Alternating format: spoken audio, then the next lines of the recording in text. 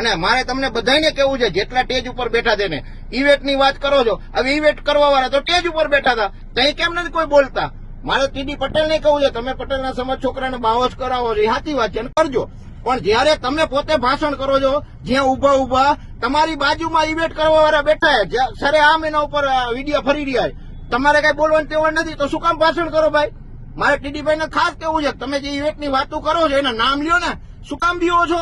સમાજના હજાર યુવાનો બરબાદ થયા છે ઇવેન્ટના નામે, તમે જ બોલો છો, તમે જ ભાષણ કરો, પાછા તમે સ્ટેજ ઉપર બેઠા કઈ કેવું નથી. અમારો એક સત્ય વાત છે, સમાજ નામ લઈને બોલવાનું ચાલુ કરો. જે ગુનેગાર છે, હું ગુનેગાર, મને ગુનેગાર જ કયો, મને કાંઈ વાંધો નથી, પણ ગુનેગાર છો, ખોટા ધંધા કરો છો, યુવાનોને ભ્રમિત કરો છો.